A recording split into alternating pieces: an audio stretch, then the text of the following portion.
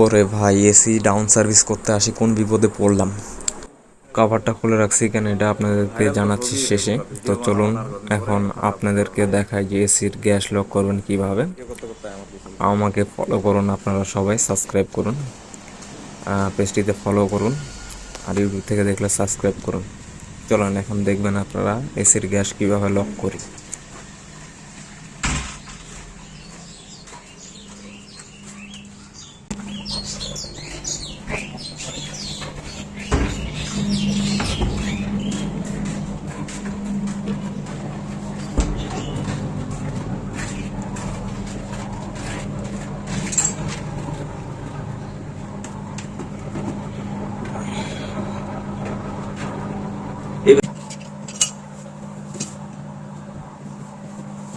উপরে উঠবো তবে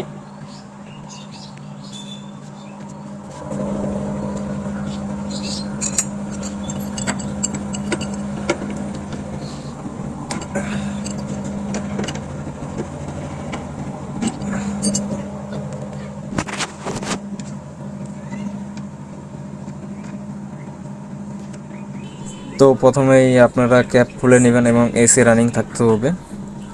এসি রানিং না থাকলে গ্যাস আপনি স্টোরেজ করতে পারবেন না। তো ক্যাপ খোলার পর এলএনজি সিলেকশন করে নেবেন, 4 নম্বর হলে 4 নম্বর, 5 নম্বর হলে 5 নম্বর, যদি অন্য হয় তো অন্য সিলেকশন করে নেবেন। তো প্রথমে আগে 1/4টা লাগাবেন।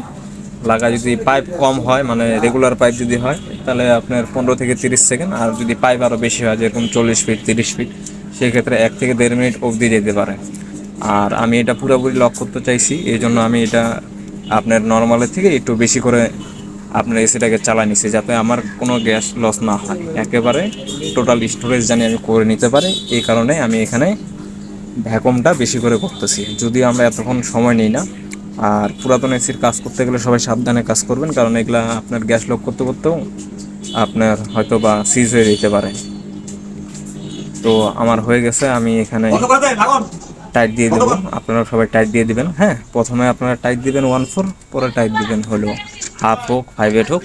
মোটা পাইপটা যেটা থাকবে ওইটাই অ্যাকচুয়ালি লাস্টে করা লাগবে টাইট। হ্যাঁ, আর প্রথমে 1/4টা আপনারা টাইট দিয়ে নেবেন, পরবর্তীতে আপনারা মোটা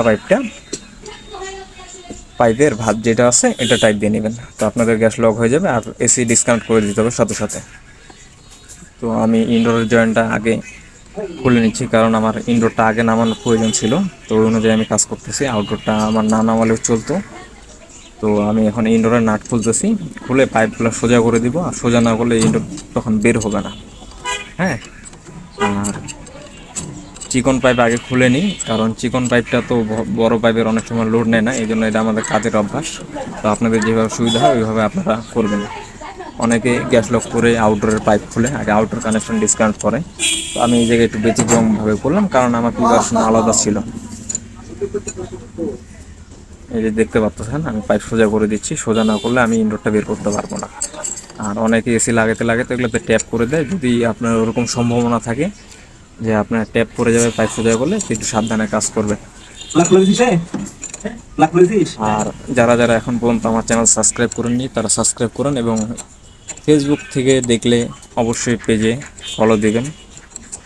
আর এখানে আমি যে কাজগুলো করতেছি, অভিজ্ঞ যদি কেউ দেখে থাকেন, ভুল ভ্রান্তি হলে কমেন্টে বলবেন যে আমি কথা ভুল করছি নাকি বা কিছু করছে নাকি। আশা করি সবাই সাপোর্ট করবেন। পরবর্তীতে আরও ভিডিও দিব আমি। তো এখানে আমি এই যে ভিডিওটা করতেছি, এটা আপনার এসি গ্যাস লক করা, খোলা এবং হলো আপনার সার্ভিসিং। হ্যাঁ, এখানে আপনারা সব পেয়ে যাচ্ছেন। তো আমি আর ওভার ভয়েস দিচ্ছি না, বাকিটা আপনারা দেখে নিন। আসসালামু আলাইকুম।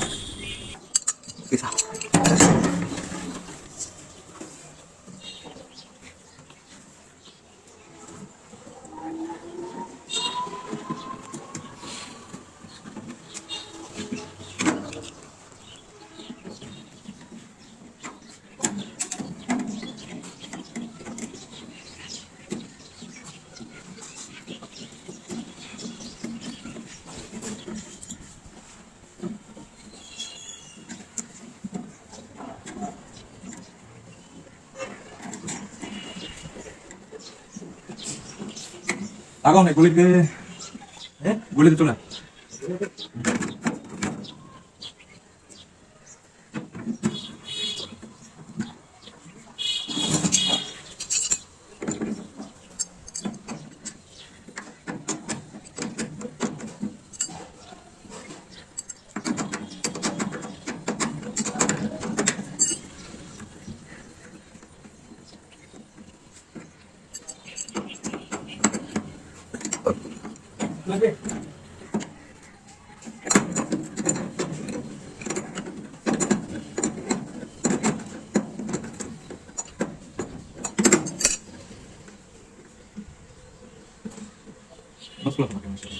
পকেটে দাও। দেখুন স্কুল কি আছে? স্কুল যা।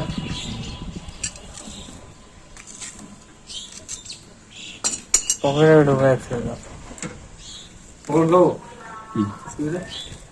স্কুল খুলতে বললাম পকেটে ঢুকেছে। খুলে গেল। এটা হতো না। এটা না।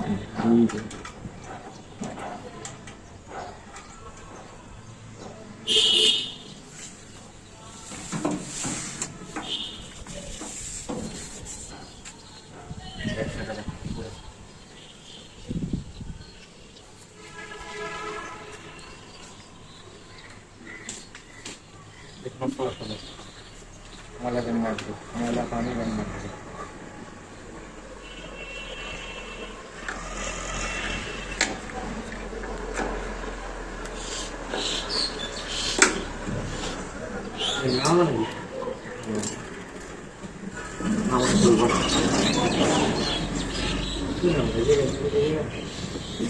কিসব দেখি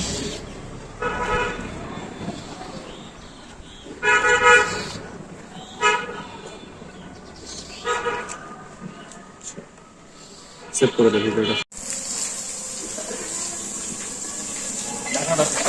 হ্যাঁ আমরা উপরে বসে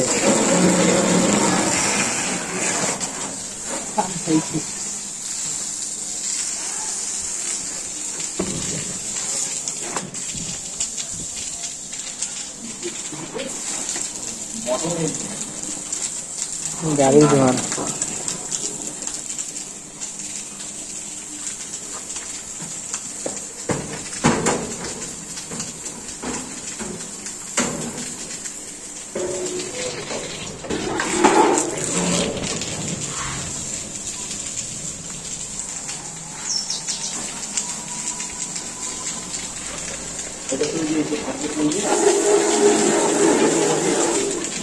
প্লাস্টিক দিয়ে নাকি ভিতরে সার্ভিসেল আছে কি দিয়ে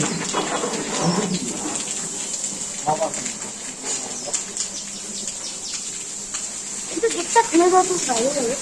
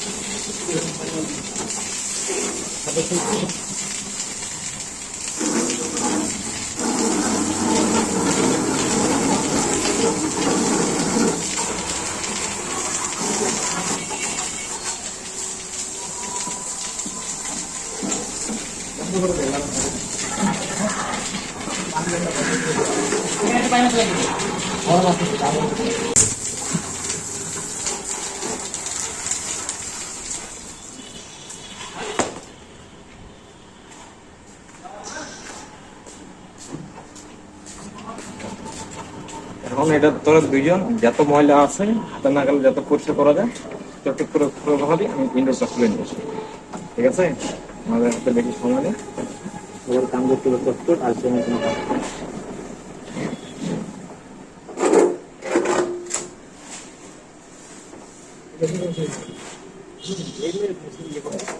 পরিষ্কার র্যাক কত পরিষ্কার করে দেওয়া পানি হলে তো ভিজে যাবে বুঝো আমি আমি তো কিছু পরিষ্কার করা না পরিষ্কার যদি না হয়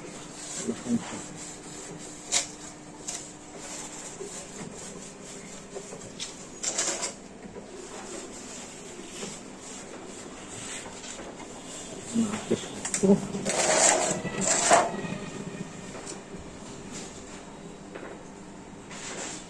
যে ভিতরে পানি লেগে আছে, ভিতরে পানি লাইন আছে, যেটা যেটা ধোয়া হয়ে যাবে গ্যাস শুরু হবে। কেবল লাইন।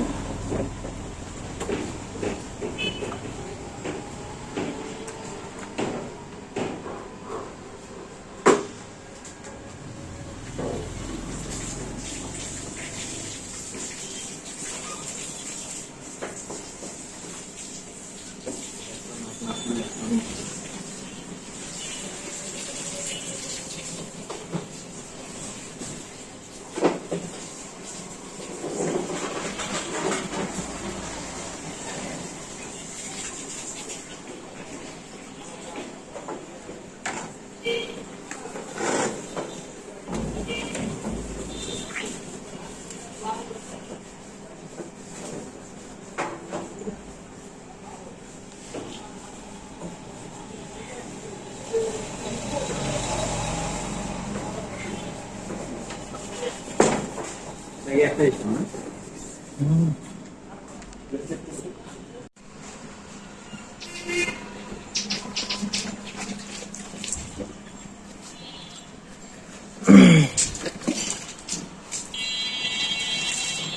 A to Z ময়লা যা আছে সব ক্লিয়ার করে দাও।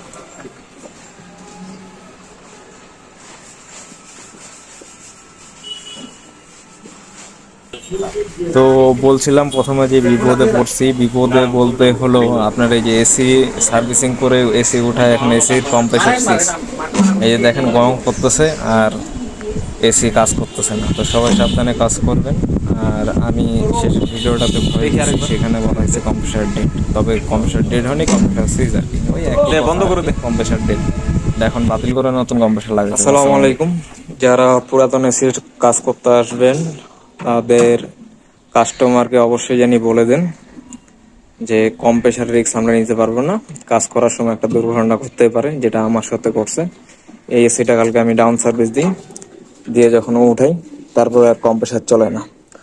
তো আমি এখানে যেগুলা যেগুলা কাজ করছি সবসময় আমি কাস্টমারকে জানাই করছি যে এটা প্রবলেম, এটা করার লাগবে, এটা করা লাগবে। তো আমি আউটডোরটা উঠানোর পরে রানিং করে দেখি আউটডোর চলে না। তো আমি কাস্টমারকে জানা যা যা প্রসেস ছিল করছি, তারপর রানিং হয় না। এসিটার বয়স প্রায় 12-14 বছর বয়স, তো এটার কম্প্রেসার ডেট হয়ে গেছে। কাজ করতে করতে অনেক সময় হয়ে যায় বা অনেকের হয় না। হ্যাঁ, তো সবাই কথা বলে নেবেন পুরাতন এসির কাজ করতে গেলে অবশ্যই, নাহলে বিপদে পড়তে পারেন। আমাদের কিছু কাস্টমার থাকে যে গায়ের উপরে চড়ে বসে যে কেন নষ্ট হয়ে গেল, কেন নষ্ট হয়ে গেল এটা তো কেউ বলতে পারে না। আমরা কাজ করে দিই যাতে কাস্টমারের সুবিধা হয় বা ওনার 10 টাকা বাঁচে।